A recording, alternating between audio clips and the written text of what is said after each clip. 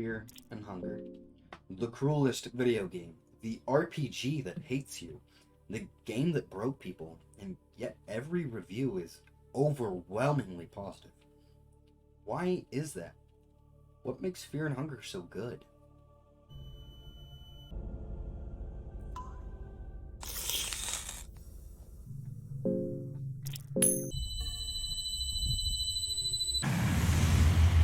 The character selection screen. You're immediately faced with a choice between 4 characters.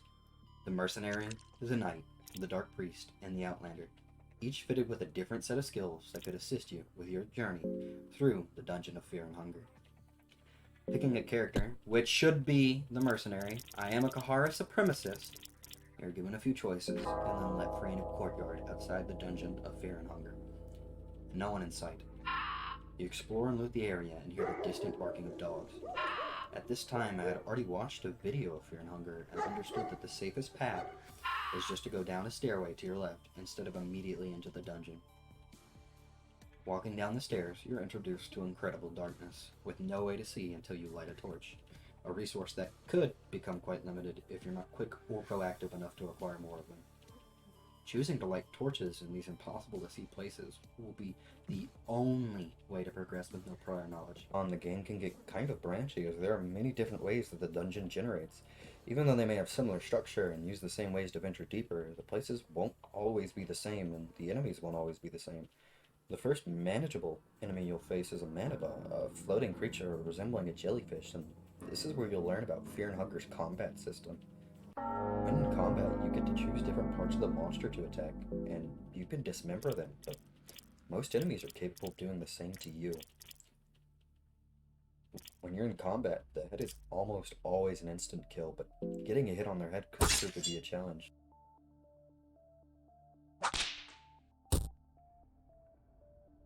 Even though with good luck you might be able to brute force a few enemies with a headshot, you'll need to find other ways to deal with conflict more efficiently to ensure your survival. Dispatching an enemy's legs would be the best way to increase your chance of hitting a headshot, but the damage you take will continue to stack up. You see, choosing to fight here would only reward you with parasites and a lower health pool, and this is typical of Fear and Hunger.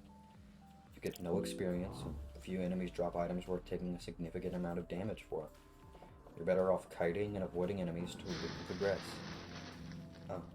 You fell in a trap. The floor was fake. You're suddenly in a dark area. An area so dark that light only affects a few rooms and casts a fog on the void surrounding them. As you take your first steps to leave the area, a laugh suddenly goes out, sending chills down your spine. A figure circles you, cackling, and you have no choice but to venture forward. As you move through the rooms, you come up to a sarcophagus, and if you choose to venture off the beaten path and head down from it, you'll see a grave which, if you interact with, will state the name of your character. Choosing to interact further will let you dig up your own skeleton. The dungeon is mocking you, telling you this is the place you will die. She circled you again.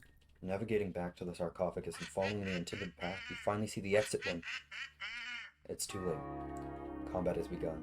Choosing to fight here will surely lead to a game over due to her having a dagger and the ability to use black magic on you. Your only real option here is to run or die. Death. Something that you will often experience in Fear and Hunger. An attack followed by the defeat screen and then the title screen. Your progress has been lost. You have to start over, something that you think would be annoying, yet when it happened to me, I felt the need to continue playing. Avoiding it this time, I looted the basement, and I discovered that certain things had you flip a coin to decide if you would get loot. A mechanic that adds to the random difficulty of the game. And yet I still ventured further in, to set the player in a room full of graves and sarcophaguses? Sarcophagi. Yeah, sarcophagi. With one grave being open yet again, the dungeon praying for your early downfall, a place prepared seemingly for you. Venturing past here, you'll see large lit hanging braziers, and going any further, you'll see a giant called the Iron Shakespeare, an enemy you will for sure want to avoid. There are many truly significant things you can take away from this floor. In a room located on the right, an Enter Knight questions you and introduces himself. Hold it. Just hold it right there. You're sane, I gather. Even if I may seem winded and wounded, I can still pack a dirtily blow at you, so don't get any ideas. I'm Sir Seymour, a knight from the Grand Kingdom of Rondon. I served my country to the last breath. Just know that. Tells you he's looking for his party members, a quest that you can assist with, or you could kill him and get a claymore. It's your choice, whatever you want, This floor also serves the purpose to tell you that there are some enemies that will not be possible to overcome, at least for now. And I think the final, most important thing this floor teaches you is that you can save at beds.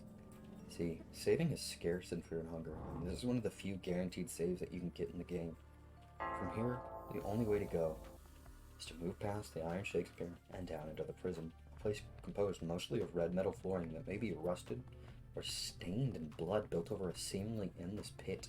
Exploring the area, you will see guards and cave gnomes, and behind some cells there are chests and beds.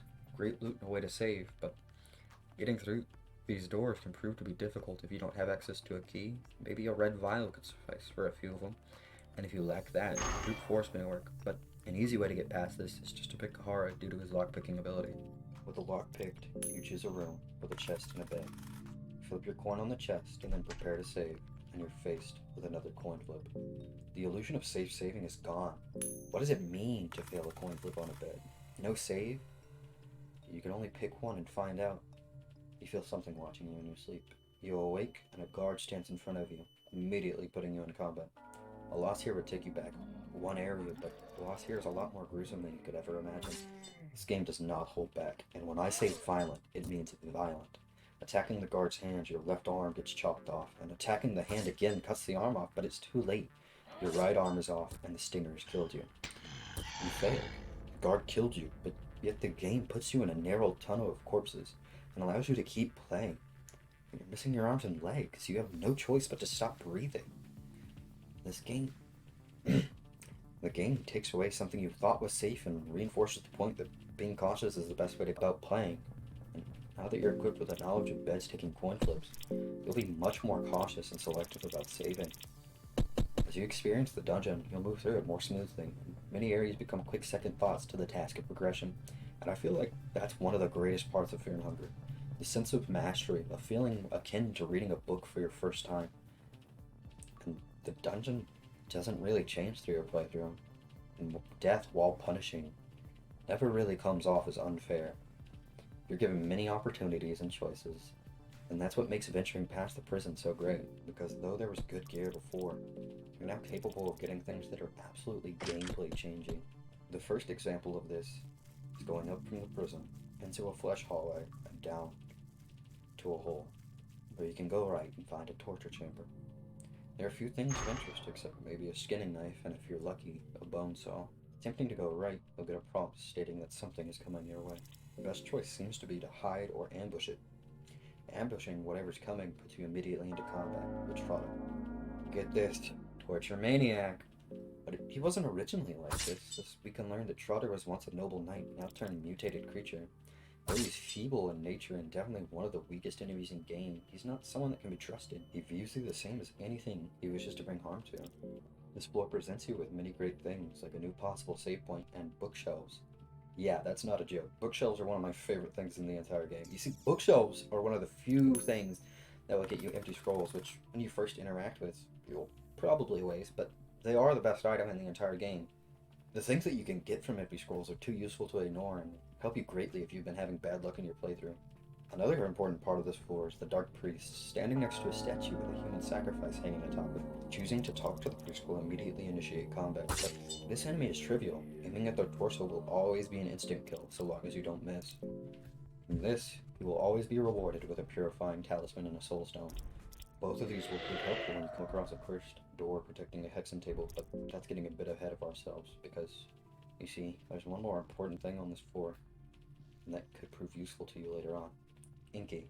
Huh. You are with the same mind still. Please, leave me. I am not here to make acquaintance, and I fail to see the worth of chatting with you, brave. My name is Enki. I am a priest of destruction. Feed your curiosity? Yeah, you remember that Dark Priest character you could have picked at the beginning of the game? But you can recruit him in the dungeon. While not possible now, you have become aware of his presence. Around him are bookshelves, but one seems wrong, as if there's a door behind it, and your character, when inspecting the bookshelf, calls it a mock shelf, but there's no way to interact with it. Going down to the further south area of the room will take you to a courtyard that, with good RNG, you'll get the cursed door and be able to use the hexen table. The hexen table is great, giving you the ability to use a soul stone like a skill point, which allows you to essentially level up your character's soul. If you picked Kahara, Dash is single-handedly the best skill in game so long as you have both legs in good condition. You will never, I repeat never, have to go through the game at the snail pace that consumed my first 6 hours of gameplay. Not only helps you avoid enemies, it just makes the dungeon feel smaller than before. Once you leave the hexen table room, you can choose to go further south, and that will put you into the entrance area of the dungeon, a place that you could have chosen to go earlier, if certain death did not await you. Here, there's nothing particularly interesting, except a circle that you can pray at and a few bookshelves. But wait, what's that? The mock-up book for the bookshelf? That's quick and painless. I thought I'd have to explore so much more to go back there. A few coin flips and a few doors lockpicked, you'll find a little girl locked in a cage. It was, at least for now, completely useless. Venturing back to the bookshelves, you will be capable of opening a secret grotto and meeting Ragnvalder. The secret grove contains a child-sized dagger, sticks, herbs, and a rabbit orgy. You talk to who seems to be the leader, and she vaguely explains it can heal you, and the first time is always free. But if you're a Giga Chad like me, you just didn't fight anybody, so you don't have to. From here, there seems to be no way to progress. There's that hole in the bloody corridor, but jumping down would surely break your legs. See, I missed a lever on my first run-through of the prison, which is the only safe way down that mysterious hole. Flipping the lever, there will now be an elevator that can safely take you down that hole. The elevator descends into the darkest area yet. Nothing is visible without torches. It's now gone from manageable darkness that requires the occasional torch to a place so dark that without a torch there would be no way to progress past this part of the game. Lighting a torch in this impossible darkness, you notice you're in a cavern, and going north of the elevator, looting as you move, you see a strange figure with one of his hands in his pockets, standing next to a few boxes. Well, hello, stranger. How are you doing on this wonderful day? New day brings new challenges. What is life without challenges? Life sure is peculiar like that, huh? Get that right. I'm liking you already. I know we just met, but I feel the connection forming here already. I hope you don't mind if I ask this straight. Living humans are divided into two groups, yes? There are children of light, those destined to walk under the bright sun. These people do well in all hardships of life. We have dear humans they want to return to. Even in their darkest hour, they can feel warmth of their loved ones in their hearts and gain extra courage from that. And then on the opposite end of the spectrum, there are people of darkness. Those humans are often driven to depression and sorrow because of life's peculiar ways. But they've learned how to live with those feelings. In fact, they've come to love the ever-present darkness within. Those humans are able to draw energy from darkness. They're not dependent on other people. They only need darkness, their old friend. So humans of light and darkness, which one are you? I see. I'm surprised to hear that, to be honest. I hope you don't let these dungeons affect you in that case. Well, anyways, I'm a merchant of sorts. I sell precious items and weapons for those in need. The funny thing is, though, I don't want your gold or silver. I'll trade items for human children. Bring them to me and I'll make it worth your while. My pockets are very deep, you see. An offer that you could take. The items he's offering could prove to be useful, but are you willing to give the girl away to him? Sure, he would get a helpful item and lose some additional baggage, but are you willing to make that choice? The game won't stop you. I can't stop you. No one will judge you. You're the only one in the dungeon who can uphold your morals. There is no punishment, and the rewards are so appealing, but I couldn't give the girl to a guy rubbing something mysterious in his pocket. It just felt like the girl served a greater purpose to the game. A owl goes off. You may have been hearing it constantly up until now, but it seems to have grown louder as you've walked away from Pocket Cat, towards a rickety wooden bridge. Attempting to walk across the bridge, you're suddenly met face to face with Moonless, an encounter that, while relatively easy, has something no man could resist: a dog companion. You see, talking here and offering the dog rotten meat, which you should have a surplus of, you have a choice to let her join your party, or part ways with her, and it's obvious which one you should pick. Now equipped with a little girl that does little to no damage, and a dog that only attacks what it wants to attack, surely you're ready to face the horrors of the dungeon. You approach a passageway into what seems to be a mineshaft standing in front of you. Choosing to go further here, will be a point of the game that is definitely a turning point. You feel a terrible presence entering these dungeons. That's an odd thing to say before walking into a new area, but it is seemingly unimportant.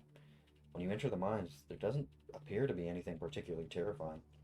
Up until now, the threats have been mostly physical and combat related, but now when you move through these mine shafts, you're avoiding the enemies like normal until you find one capable of doing harm outside of combat. Once you finally break through the mines and head towards the end, you're met with a yellow robed figure, which when they notice you, start casting a spell. They can take your limbs outside of combat, and I can't describe how many times I've lost a limb to these mages. You could always run past with dash, but that's not always reliable. But choosing to go into combat, they can still remove your limbs with magic. Fighting here is almost necessary, and it's difficult to not lose a limb when fighting. See, I struggled with this enemy so much that I decided to use an explosive vial, which may seem like a waste, but felt like the only solution. Moving past here, you enter a new area with 2 branching paths. Choosing to go left, you can save the knight from the beginning of the game. She'll even join your party, but now when you go back to the right path, the cave dwellers will want to fight you. When I did my first playthrough, I wasn't aware of Dars, so I navigated the village with no problem. The natives never even appeared to be hostile, and their village was so loot dense that it's impossible to resist taking everything. Going through the village, you'll notice a bloody hole with a little piece of rope dangling, but not a significant enough amount for you to make your way down that hole. Looting the village further, you'll go through one of the cave dwellers' homes and find a conveniently placed rope that you can use to make a safe way down that hole you saw earlier. Choosing to go down there, you'll hear chewing sounds, and just walking a few steps further, you'll find wolf-masked people consuming each other. Some eating the corpses of others, while a few eat each other alive. Talking to what appears to be the main wolf-masked guy, he will explain something similar to the bunnies you met earlier, except this restores your hunger, and like always, the first is always free. This is a good way to restore your hunger, and while disturbing, will have no negative effect on your character. Climbing up a ladder, you enter a separate part of the mines you were in, and you're met with vengeful mining spirits. You won't be able to attack these spirits with physical attacks, and if you're lacking magic, a cursed weapon, or spirit stones used to make cursed weapons, there is no way to fight. The only thing you can do here is avoid them. Combat is impossible, and they are put into purposefully narrow places that without proper timing, you'll struggle to move past. If you can finally break past them, you'll find yourself on the most bizarre floor of the dungeon yet. The usual dungeon stone floor is broken up by bug-covered flooring and vines covering the walls. The music has parts resembling a heartbeat. You will step into the bug-covered flooring and interact with a purple heart, leaving the choice to cut it open. Choosing to cut it open has no immediate noticeable consequences, and the music still remains the same. Exploring the area more, you find an area that allows you to backtrack to the prison, and a locked door that can't be opened with any key, or with lockpicking. Finally, going to a door protected by an elite guard, which you can just sneak past. The game warns you. There is a dark presence in the room. Choosing to continue through the door, you'll find a corpse. The corpse of the man you came to the dungeon for. Kahara, the mercenary, came here for the bounty that he could get from this knight, and here he lays, bloody, tortured, a corpse in front of you. You failed. There is no point of being in the dungeon any longer. The only thing left for you to do is accept defeat and leave this place before it swallows you whole. Making your way back to the entrance, you can interact with new NPCs that offer things like treasure maps and potions, but you failed. What's the point of buying any of those things now? Finally reaching the fog from which you first arrived, you leave and the game tells, ending E, escape. But why does escape have a question mark at the end of it? And what does ending E mean?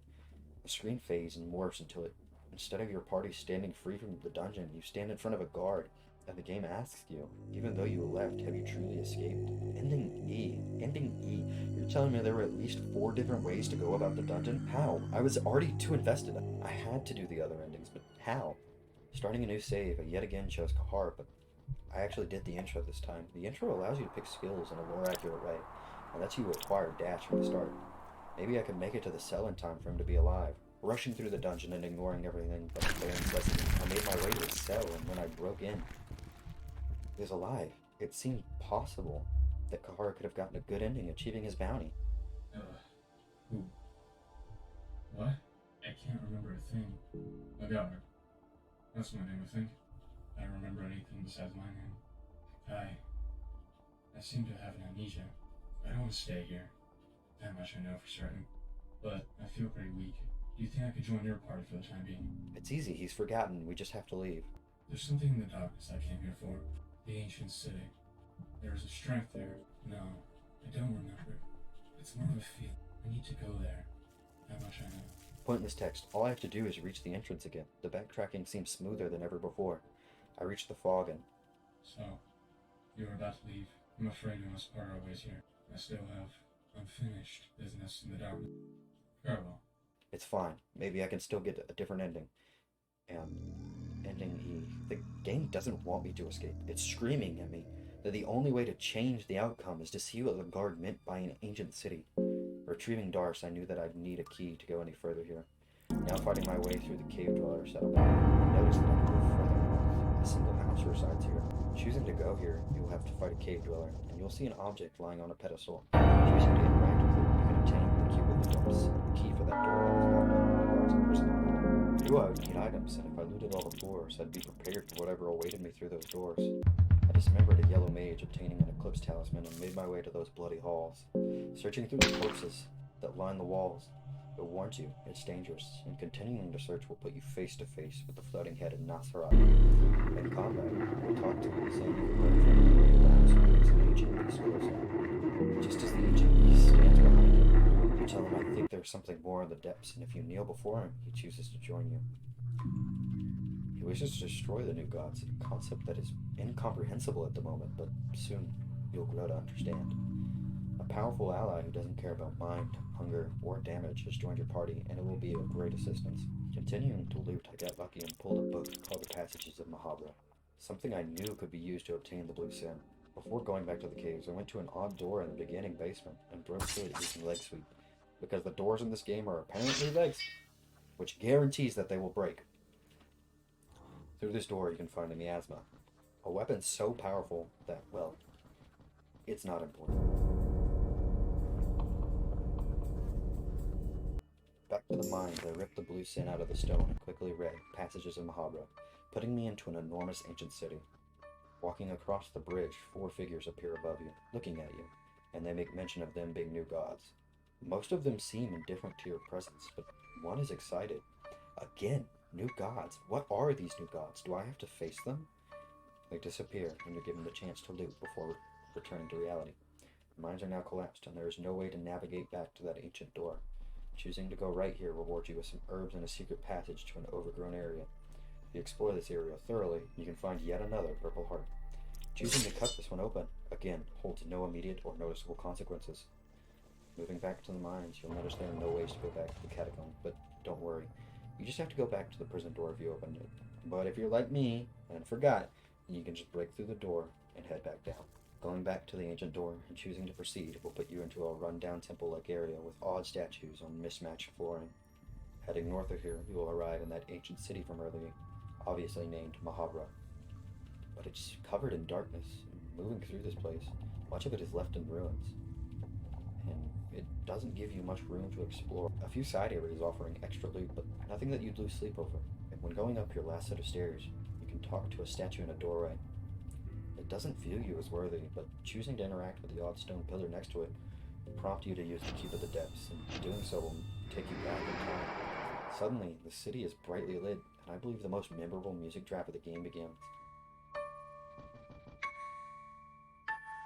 A piece of music like a lullaby, with whispers that make you feel like the now lit city is truly alive. Now, being able to see the city clearly, with its shadow figures and eerie music, I couldn't help but get chills down my back. The city suddenly became so expansive with places that could only be accessed in the past and some only in the present. Secrets are covering the city, and the enemies have only grown weirder. The uterus, a Nirvana reference. Fetus, a Nirvana reference. There's the Lord of the Flies and Harvestmen, yet another Nirvana reference. Creatures so oddly deformed and twisted that still wiggle their way into an uncanny valley. The city is large and very samey with a few key areas, so I won't include all of them. But venturing to the right and north will take you to the Endless Tower, a place that is void of enemies, and choosing to walk up the stairs of the tower, you'll be met with a bed. A place to save is going to be hard to find down here, so it's best to rest. There is no prompt to flip a coin. I thought it was another safe save. Until the screen brightened to a new, unfamiliar place, an area that is very hazy and seems to reflect past events that the main characters have experienced. We see Enki hanging from a sacrificial statue. I'm ready, Almer.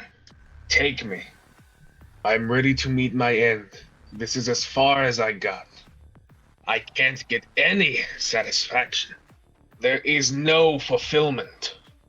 I've reached the limits this feeble body can withstand. There is no silver lining waiting at the end. The purpose of us all is to slither under the cold sun the gods have set above us.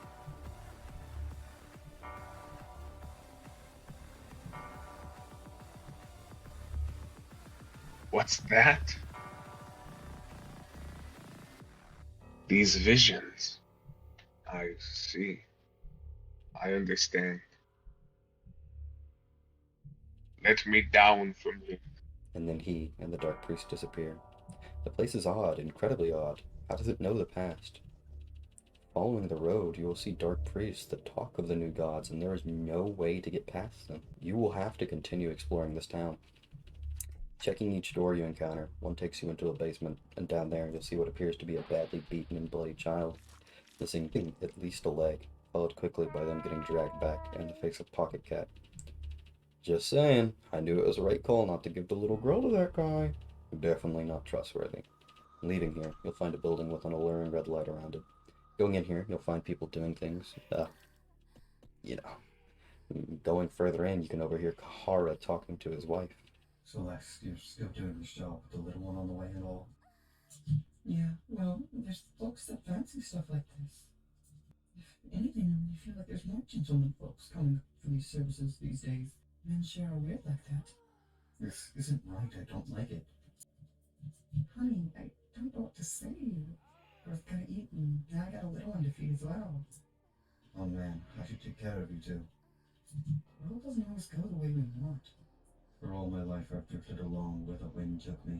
But it doesn't have to be like that. You don't always have to stay at the mercy of the winds or the gods. I might have the answer. I got a new gig a few days ago. It's a pretty daunting task, but it'll get us the silver we need. I'm leaving tomorrow. When I get back, things will change. You just wait and see. Just promise you do come back. Yeah. And you can pretty much confirm that it is taking you through the events of the past that probably happened just prior to the adventurers coming to the dungeon.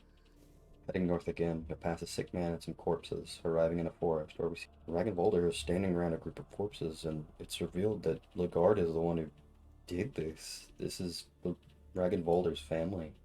And if this isn't the holy shit, the villain is in my party moment, I don't know what is. Moving further in, you have to see Ragnvolder leave a shed, and choosing to enter, you'll notice an old woman sitting in a chair. As soon as you approach her, combat is initiated. You can't run from this encounter, and you have to attack this poor old lady. And suddenly, she bursts at her seams, becoming a giant wooden puppet capable of easily annihilating your party. I just can't describe how annoying this enemy is. If you're underprepared, she will mess you up. The best way to fight her is just to get rid of all of her limbs due to her torso being incredibly tanky, and the fact that she doesn't lose balance. So it's possible to easily miss her face. After finally besting the skin granny, the screen fades until you're standing in a white plain, and one of the new gods, Nilvan, stands before you. Nilvan, I must ask you a favor. The time has come. This form of existence isn't the answer we were looking for. For mankind to break free, we need more. Need someone equal in size and stature to them. Please, I ask of you, just give my child life. Take her to the heart of darkness. I would gladly give my soul to you if you were to agree on these terms. If you choose to accept her request, she gives you the Endless Soul. You now have a permanent safe save. Restoring my party, I decided the best course of action was to head down the city streets until I reached a temple. Stepping inside, you'll notice the vastness of the room and a giant hole in the middle. Choosing to climb up the stairs, you'll appear in a dirty room and walk past a giant red man, which I thought was a statue, until it screamed at me when I had the game at max volume. Navigating around him, you'll appear in front of a torture machine that, when interacted with, will prompt you to sacrifice a party member, but if you're a gamer, you can just go find the lab that Nashara has been hinting at and make a husk to put there instead. Choosing to do so will summon the non-Boss Jabara, but To fight the real Jabara, you have to make the chain stretch your characters until the temple has blood flowing through the walls and ground. Avoiding this guy. Yeah, still avoid him. You make your way back to that giant hole, or when you walk close to it, you'll be put into combat with Boss Jabara, a skinless humanoid and a new god of torment who is really easy compared to the skin granny. His only real attack is pummel, and so long as you don't remove his arms, you have nothing to worry about. After beating his phase 1, you'll move into phase 2, where Jabara is now bound and surrounded by wheels of torment. This phase has higher DPS and its main body has high evasion, but attacking those funny wheels will lower his evasion. You could have just used a poison dart in the first phase and guarded until the new god took so much damage that you'd only have to make one hit land to win. Whichever way you choose to go about it, Jabara, while doing a good amount of damage, is a decently easy boss and you shouldn't lose any party members. And after defeating them, you'll get the Tormented Soul. Now leaving the temple and heading back to the main city square, you'll run into a White Angel. An enemy that is strong, but nothing unbeatable. Beating it in combat and choosing to use a Soul Stone will reward you with the White Angel Soul, which is easily one of the best combat-related items in game, giving you an extra 10 agility, putting you at 20, making any encounter you want to run from pretty much possible, but it has another use, and that's an extra turn in combat, which is really abusable for most enemies in the next 2 new gods. After defeating or avoiding the White Angel, you have to navigate to a library located on the left of the city. When entering the library in the past, you'll notice how wild it is, with eyes peering through the walls and the soundtrack just being generally disturbing. The library is definitely a more odd area, but it's filled with books that could prove useful even at this stage of the game. Moving into a back room, you'll find 5 mannequin versions of the Uterus enemy that you can interact with to change their pose. Now these are the only possible way to access the door located behind them, which leads to the Valthiel boss fight. Now getting those mannequins into the right position randomly will be difficult due to the sheer number of combinations, but you can find out 3 of the mannequin poses by using a beacon and going to the same room in the present, and going out and looking at the balconies outside the library for the other 2. Heading back to the past, you'll be able to change the statues and open the door to an area called the Grand Library Inner Sanctum. As you enter the sanctum, you'll see a man jump down into a seemingly endless void, and if you traverse down the ladders until one extends into complete darkness, you'll be met face to quite literally face with Valthiel. He's probably the easiest of the new gods, as you can deal damage in more than one way. There is of course the traditional way, but choosing to talk to him, you can answer the question he gives you, which will end up dealing around 500 damage to each part of his head. This makes the White Angel Soul incredibly useful, as you can just talk the first turn and attack on the extra turn. After defeating Valthiel, you'll be rewarded with the Enlightened Soul, and you'll be able to challenge the statue that gave you the trial. After defeating the statue, you'll be able to enter the outside of the Golden Palace, a place that, much like the rest of Mahabra, is in ruins. Entering the palace, you'll hear the bang of dogs, and when you walk closer to the sound, you'll find Francois, which, if you have Nashara in your party, will end up having Francois burned immediately to a crisp.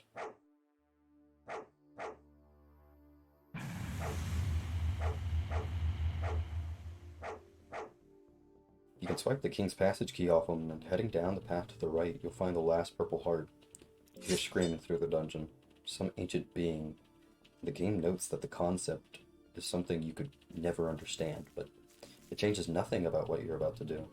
Heading back to the past, you'll be able to unlock the stone door, and you'll see the Golden Temple in all of its former glory, an area so bright that flashbangs are put to shame. Going back inside the temple, you see that the place acts as a forge with fiery traps where the harmless grates on the floor are present. Walking through the corridor and entering the room that the purple heart was in, you'll find Francois sitting on a golden throne. And going up to him, combat is yet again initiated. The man that stands before you is Francois, the Dominating One, a new god that chose to protect the Throne of Ascension, and he's definitely one of the bosses of all time. Even though he's one of the most important parts of the game, he's just a bit too much of a pushover. The easiest way to beat him is to cut off all of his limbs and then just beat on him until he enters his second phase. Francois will become encased in gold and be floating in front of you, and choosing to hit him with fire attacks makes him use a golden cast attack, which definitely makes the fight more interesting, especially with the Cursed Lucid. You can also just cheese him like Valthiel due to Francois being super overconfident, so picking dialogue options that talk down to him, you'll quickly defeat him. With this, you'll be rewarded with the Domination Soul, and now you can interact with the Golden Throne. Choosing to sit on the throne, the guard, get this, betrays you and decides to sit on the throne so that he can ascend into a new god. If you follow suit, Nashara won't follow. He says it's because he doesn't want to continue the cycle, but it's definitely the fact that he lacks sitting muscles. You'll now be teleported to the Void, a place that is mostly gray with sickly green holes dotted around. The guard is standing on a cliff, naked, completely still, and he won't react to you shouting up at him. You'll have to recover your party members and then make your way to the guard as you cross an area that is just a sea of green hue with tentacles squirming around inside of it. As you reach the end of that path, you'll be faced with an old god, or rather, traces of the old god Sylvian. And this boss fight is difficult. If you didn't get Locust Swarm, Blood Golem, or a party member other than Nashara, this boss will whip you senseless. She is capable of using attacks like Whip, which ignores all armor, and Tangle, which paralyzes one party member, making them completely incapable of fighting, using Color of the Mind, which eats a good portion of the mind from every party member. Okay, now I really did die to Sylvian a lot, as in Terror and Starvation difficulty. If you didn't recruit Enki or Ragnvalder, you just can't get them later, as Enki has become a failed marriage due to his ambitions, and Ragnvalder has grown a brain flower due to his hunt leading him to the wrong place. Now, the only party member you can get is the little girl, but if you're like me and looted everywhere in the dungeon, she'll be useless. So what do you do here? Hard reset and not recruit Nashara? No, that's not really necessary. You could just use debug spots, which, while they are still in the game, I don't recommend using them until you've done every ending legitimately, as they are just victory buttons, and it makes the game a walking sim, but you can get at least Ragnvalder and equip him for the fight. Now seated with 3 party members, you are ready to challenge Sylvian in the Void. She is no joke. Even with debug spots, it's a nightmare to fight. But when you finally defeat her, the game tells you that she allowed you to get away. Now, you can finally face the guard. He is definitely going crazy at this part of the game. How long has it been? 100 years or so? I found something. They say Sylvian created us according to her own image.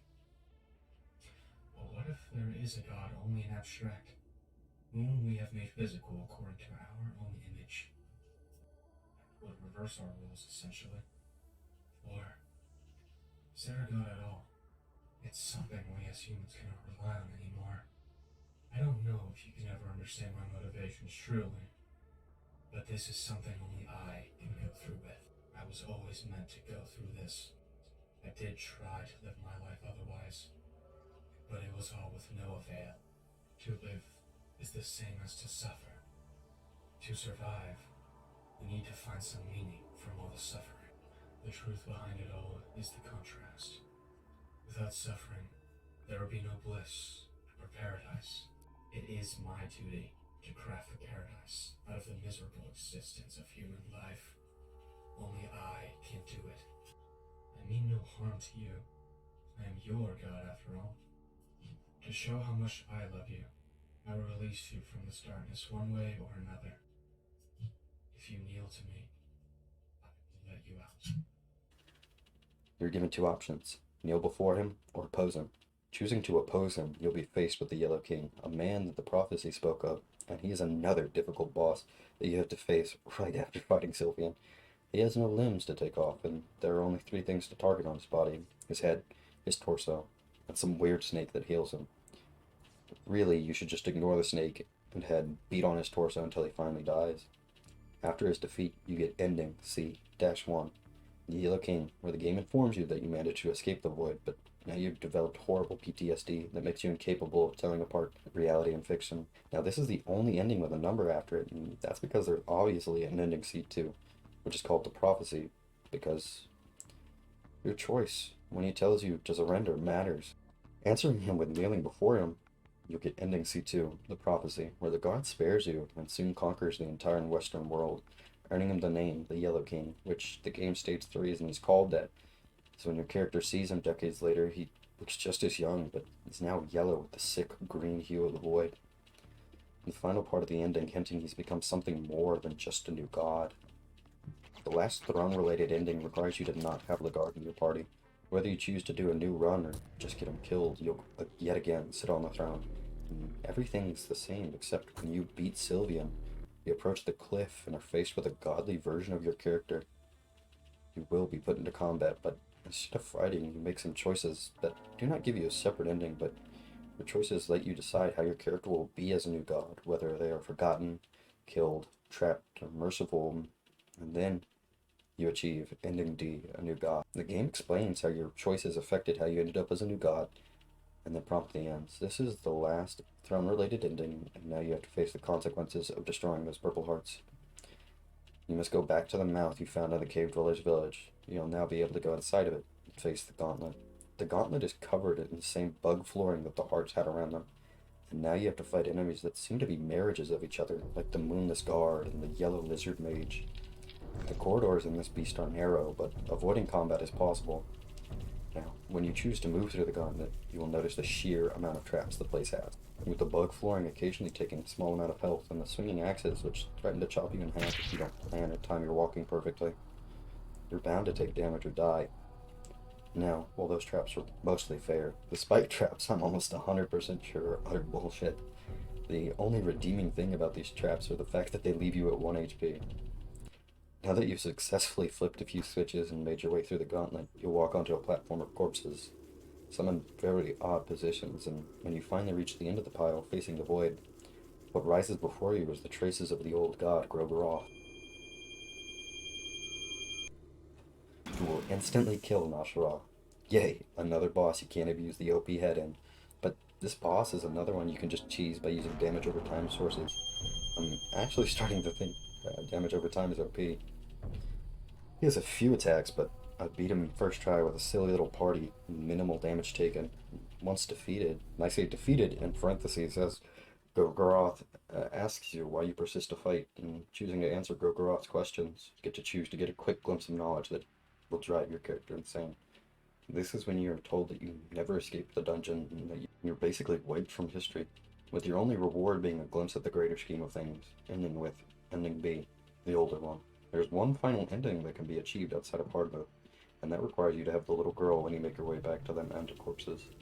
When you finally clear that gauntlet with the little girl in your party, she stands at the edge of the corpses, looking out to the void before she starts to horrifically mutate in front of the party.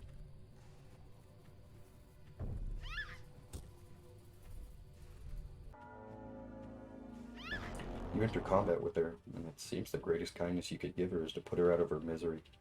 She progresses through many phases, and the boss is less like a boss fight, and more like a look at what has happened to this girl. As you cut through many stages, you'll get the text saying the new god of fear and hunger has been born.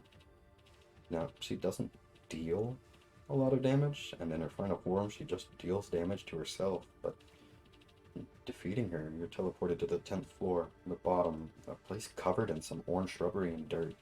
You're legless, and you can crawl around until you see the new god of fear and hunger. She comments on the fact that what you are doing is futile, and that you are a pawn in the grand scheme of the world. Finally, as your character dies a peaceful, mostly merciful death at the hands of her, you get Ending A, the god of fear and hunger, an ending that just tells you you're a pawn in the scheme of creating a new god that could rival the old gods.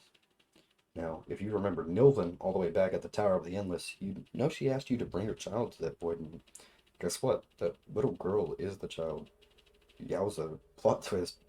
Couldn't have been me. Now, if you had let the girl die before this and taken her soul with the soul stone, you'd have gotten the ancient soul, and in Mahabra, you can ask accounts of new gods what the ancient soul is.